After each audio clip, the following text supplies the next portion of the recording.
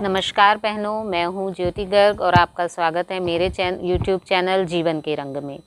तो जैसे कि हम सभी को मालूम है, नवरात्रि का त्यौहार चल रहा है। हम सभी अपने घरों में पूर्ण निष्ठा एवं श्रद्धा के साथ माता का व्रत एवं पूजन आजकल कर रहे हैं। तो ऐसे में व्रत पूजन को समाप्ति हम इसमें कन्या पूजन के साथ इसकी समाप्ति हम करते हैं।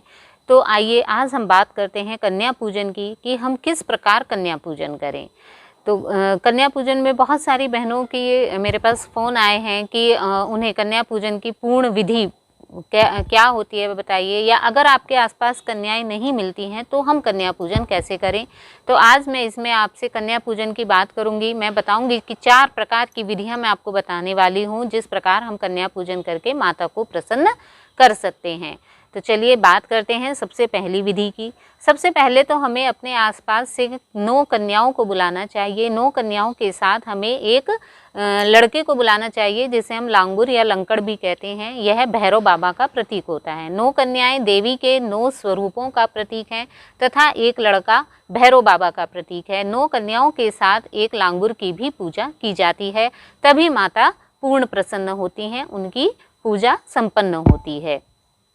तो हमें इन कन्याओं को कोशिश करनी चाहिए कि 2 वर्ष से 10 वर्ष तक की कन्याएं बुलानी चाहिए। यदि 2 वर्ष से 10 वर्ष तक की ना मिले तो हम 11-12 वर्ष की कन्या को भी बुला सकते हैं, लेकिन कोशिश करें कि 2 वर्ष से कम की कन्या को ना बुलाएं, क्योंकि उससे कम की कन्याएं कुछ खा नहीं पाती हैं। वैसे अगर नहीं मिलती हैं तो हम उन्हें भी बुला सकते हैं। सब कुछ चलता है, माता रानी किसी भी चीज़ में हमें कोई वो परेशानी नहीं देती हैं। हमें वो सभी चीज़ों से श्रद्धा और भाव से यदि हम किसी भी प्रकार उनका पूजन करें तो वो खुश होती हैं।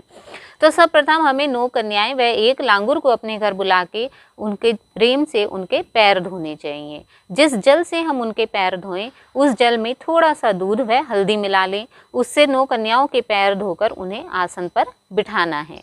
इस जल को बचे हुए जो उनका पैर धोने का जल होता है हम उसे पौधों में डाल सकते हैं, पूरे घर में छिड़क सकते हैं। कहते हैं कि इससे ये माता का चरणामृत माना जाता है और कहते हैं कि इससे पूरा घर पवित्र हो जाता है। अब उन्हें आसन पर बिठाकर प्रेम से उन्हें चुनरी उड़ानी चाहिए, तिलक लगाना चाहिए, उनके हाथ में कलावा या मौली बांधनी चाहिए। इसके पश्चात जो भी आपने अपने घर में माता के लिए भोग बनाया है, हलवा, पूरी, चने, सब्जी, प्रेम से उन्हें वो सब थोड़ा थोड़ा खिलाना चाहिए जितना वो खा सकती हैं। जब वो भोजन कर लें तब हमें उन्हें विदाई के लिए कोई ना कोई दक्षिणा देनी चाहिए। बिना दक्षिणा के कोई भी कार्य संपूर्ण नहीं माना जाता है। तो दक्षिणा में आप उन्हें फल, फ्रूट, मेवे आदि कुछ भी दे सकते हैं अपनी इच्छा के अनुसार। आजकल तो बाज़ार में बच्चों के लिए बहुत सारे गिफ्ट्स मिलते हैं। आप गिफ्ट पैक भी बाज़ार से ला सकते हैं जिसमें आप उन्हें कोई भी पेंसिल आदि या कोई भी टिफ़िन, या आप जब बाज़ार में जाएंगे तो बहुत से उन्हें श्रृंगार का सामान आदि बहुत सारे कन्याओं के सामान मिलते हैं। आप अपनी इच्छा और सामर्थ्य के अनुसार कुछ भी ला सकते हैं। इसी के साथ उन्हें पैसे अवश्य देने चाहिए और कन्याओं को अक्षत व पुष्प भी देना चाहिए। कहते हैं कि जब कन्याएं अक्षत व पुष्प लेकर विदा होती हैं तो घर में धन धान्य भरा रहता है। इसीलिए हमें कन्याओं को विदाई के समय अक्षत देना चाहिए। जब कन्याएं आपके घर से विदा हों तो एक बार फिर से उनके पैर छू के उनसे आशीर्वाद अवश्य लें और उनसे ये अवश्य कहें कि हे कन्याओं, आप अगली बार नवरात्रि में भी इसी प्रकार हमारे घर आना। कहते हैं कि ऐसी माता से ऐसी प्रार्थना करने से घर धन धान्य से भरा रहता है। माता की कृपा आप पर हमेशा बनी रहती है। ये तो है कन्या पूजन की प्रथम विधि। अब बात करते हैं दूसरी विधि के बारे में। यदि हमारे आसपास 9 कन्याएं यदि नहीं मिलती हैं तो आपके घर के आसपास जितनी भी कन्याएं मिलें, 2-3, तो आप उन्हीं को अपने घर बुला लीजिए। अपने घर जितनी भी कन्याएं हैं उन्हें बुला के उसी प्रकार उनके पैर आदि धो के आसन पर विराजमान उन्हें करें। लेकिन आपको अपने घर में 9 कन्याओं का ही भोग निकालना है, क्योंकि माता के 9 स्वरूप माने जाते हैं। हमने माता के 9 स्वरूपों की पूजा की है, तो हम जैसे यदि और उन 9 भोगों को ही हमें उन कन्याओं में वितरित करना है। जैसे कि माना हमें 3 कन्याएं मिली हैं तो हम प्रत्येक कन्या को 3-3 माताओं का भोग दे देंगे और ये इस प्रकार हम 9 माताओं का भोग उन्हीं कन्याओं में वितरित कर देंगे और उसी प्रकार से उन्हें दक्षिणा आदि देकर विदा करेंगे, जैसे हमने पहली विधि में 9 कन्याओं को किया था। तो ये है हमारी दूसरी विधि। अब आते हैं, यदि हमें घर के आसपास 9 कन्याएं भी नहीं मिलती हैं तब हम क्या करें?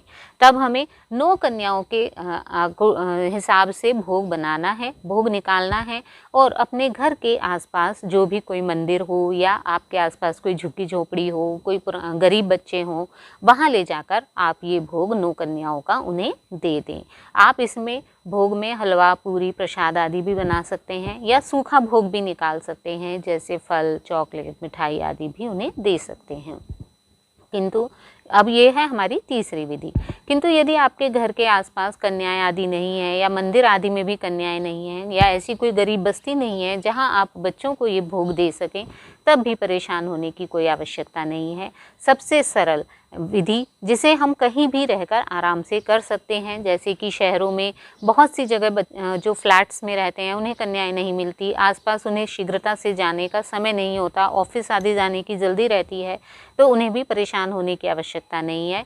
वे 9 कन्याओं के हिसाब से जितना उन्हें दान देना है, जितना उन्हें भोग लगाना है, उस हिसाब से पैसे निकाल लें। आप एक कन्या के हिसाब से 10, 20, 50, 100 जितनी भी आपकी सामर्थ्य है, जितनी भी आपकी इच्छा है, उतने पैसे निकाल सकते हैं।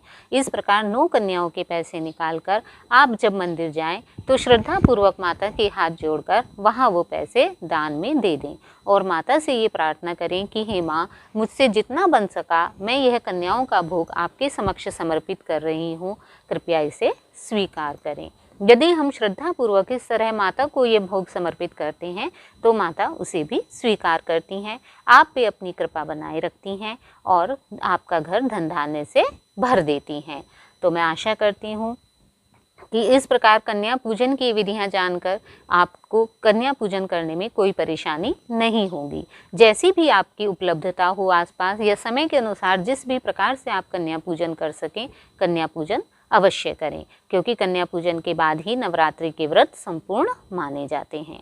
और इसी के साथ उम्मीद करती हूँ आपको मेरी ये वीडियो पसंद आई होगी। यदि आपको मेरी ये वीडियो पसंद आई हो तो प्लीज़ इसे लाइक और सब्सक्राइब ज़रूर करें और हाँ, इसी के साथ इसे शेयर करना ना भूलें ताकि दूसरी बहनों को भी ये जानकारी मिल सके। तो इसी के साथ नमस्कार, जय माता दी।